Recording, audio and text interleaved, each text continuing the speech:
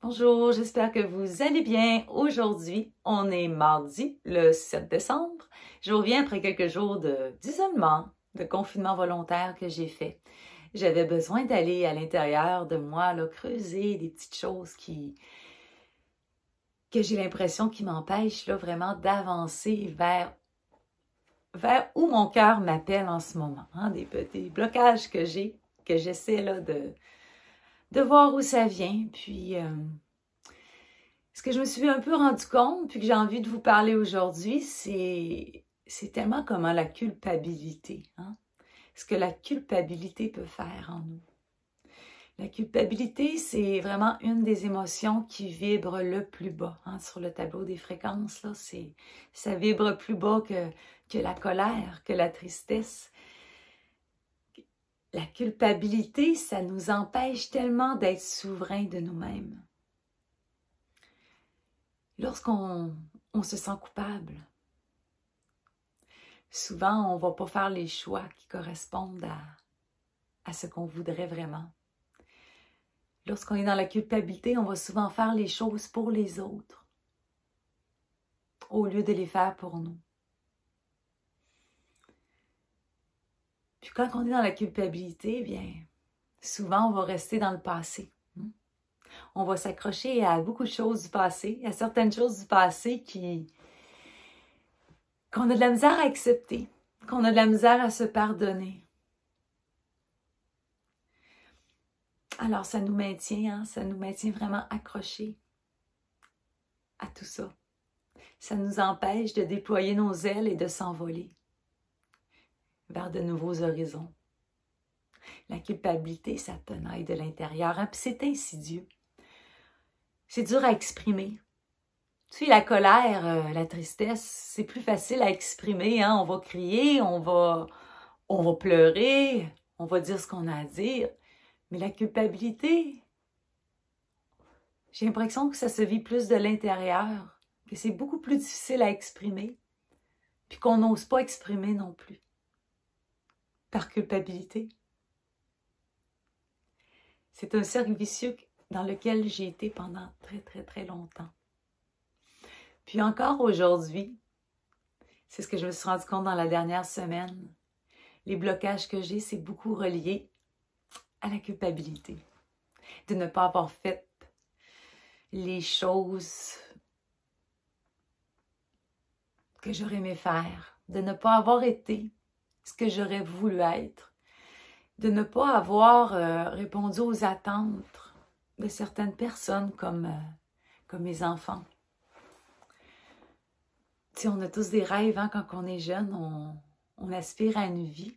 Là, quand je dis quand on est jeune, là, je ne suis pas très vieille, mais disons quand on a 18 ans, là, puis qu'on rentre dans l'âge adulte, on a des rêves, hein, d'une vie. Puis moi, j'avais rencontré mon premier conjoint à 18 ans, puis je m'étais fait vraiment toute une image de ce que ce serait la vie. Puis on pense que ça va se dérouler, qu'on a le contrôle de tout ça, puis que ça va se dérouler comme on le désire. Puis ben, quand mon conjoint a eu un accident à l'âge de 27 ans, c'est à ce moment-là que je me suis rendu compte qu'on ne peut rien prévoir, que la vie est vraiment fragile. Puis je vous dirais que c'est à ce moment-là que j'ai entré dans la culpabilité de ne pas avoir assez profité de la vie à ce moment-là avec mon conjoint avant qu'il décède. De ne pas... en voyant que la vie était si courte, je me disais que j'avais perdu mon temps beaucoup. Puis là, après ça, ça a été comme ça un peu tout le reste de ma vie. Je suis restée beaucoup, j'ai resté un petit peu dans ces sentiments-là. Puis aujourd'hui, je me suis beaucoup défait de ça, mais avec ce qui arrive en ce moment, puis le fait que deux de mes enfants, mes plus jeunes, mes adolescentes, ne veulent plus me parler, me voir, beaucoup par rapport à ma position face à tout ce qui arrive, et parce que je milite aussi, mais aussi par rapport aux dépressions que j'ai faites par le passé ou par rapport aux gens que j'ai fréquentés qui étaient toxiques. et qu'elles ont dû subir elles aussi par ricochet. Alors je me suis sentie vraiment coupable longtemps d'avoir eu des relations toxiques, d'avoir fait une dépression, de ne pas toujours avoir été là pour répondre à leurs besoins d'amour. Et c'est beaucoup ça que j'ai travaillé dernièrement. Tu sais, en même temps, je ne l'ai pas choisi, cette vie-là, moi. Je n'ai pas choisi d'être veuve. Je n'ai pas choisi, après ça, de vivre de mauvaises relations. Je n'ai pas choisi de me tromper. Mais en même temps, je ne peux pas regretter, puis je ne peux pas m'auto-flageller pour avoir vécu cela. Alors, le fait que mes enfants veuillent me rendre coupable, c'est très difficile pour moi de me détacher de cette culpabilité-là. Tu sais, j'avais réussi beaucoup à me détacher de beaucoup de choses, justement, de régler ce problème-là. Mais quand c'est tes propres enfants qui te font sentir coupable, c'est très difficile. Mais je leur en veux pas, hein. Je reste dans l'amour. Puis c'est sûr qu'à 15 et 16 ans, bien, on n'a pas la même vision des choses. Et je me dis qu'un jour, elles vont peut-être changer leurs lunettes et voir les choses différemment et se rendre compte que j'ai fait le mieux que j'ai pu. Alors, je vous dirais que mon gros travail a commencé vraiment quand que j'avais lu les 4 accords Toltec. Hein. C'est le quatrième accord Toltec, c'est « on fait toujours de son mieux hein? ». Vous faites toujours de votre mieux par rapport à ce que vous êtes à ce moment-là, par rapport à ce que je vivais. Même si je me disais, j'aurais pas dû fréquenter cet homme-là, j'aurais pas dû rester dépendante de lui, j'aurais pas dû subir sa violence. À cette époque-là, j'étais pris là-dedans. Je voyais pas les choses comme je les voyais aujourd'hui. Et je ne m'aimais pas. Je me respectais pas. Alors je laissais les autres ne pas me respecter. Puis à l'époque, c'est comme ça que je voyais les choses. Puis j'ai essayé de m'en sortir pendant plusieurs années. Puis un jour, j'ai réussi. Mais j'avais un chemin à faire là-dedans. Alors, on ne peut pas s'en vouloir d'avoir vécu, d'avoir fait des détours dans la vie, d'avoir tombé dans des trous, d'avoir gravi des montagnes, puis d'arriver en haut, c'était le brouillard. On a fait les expériences qu'on devait faire pour nous apprendre sur nous, pour nous confronter, pour nous guérir, pour nous emmener sur le chemin qu'on est aujourd'hui. L'acceptation, c'est une chose vraiment difficile à faire. Mais c'est ce qui va vraiment nous détacher de cette culpabilité-là qui nous tenaille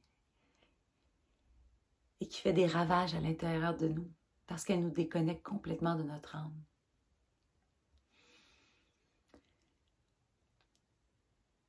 Puis je me rends compte que quand je suis dans des périodes où je me sens coupable, c'est des périodes où j'ai plus de difficulté à avoir de l'amour pour moi aussi. Alors, je crois que tout va ensemble. Hein.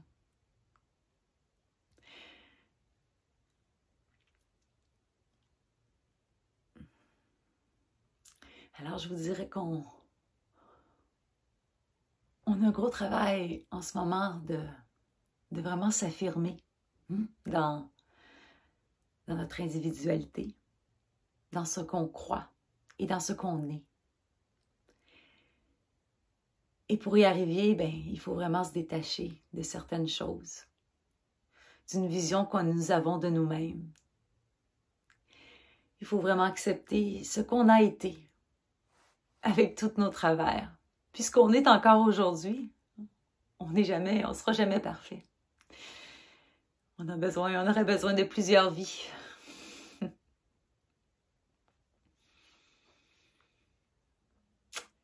Alors voilà, c'était mon petit message pour aujourd'hui.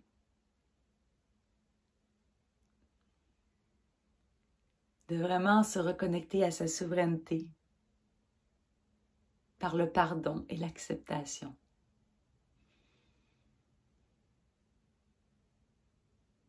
Et vous avez fait de votre mieux.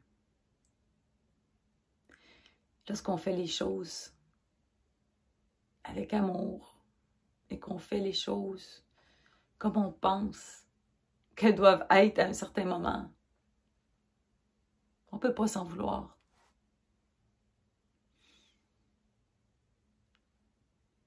On peut juste faire mieux les choses après. Il y a toujours moyen de faire mieux. Puis chaque journée, chaque matin qu'on se lève, bien, on a cette opportunité-là de faire mieux. Alors, je vous souhaite une belle semaine et je vous embrasse.